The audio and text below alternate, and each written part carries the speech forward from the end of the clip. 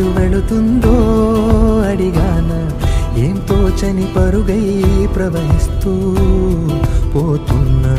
ఏం చూస్తూ ఉన్నానే వెతికానా ఏదైనా, ఊరికెనే చుట్టూ ఏవేవో కనిపిస్తూ ఉన్నా. కదలని ఓ శిలనే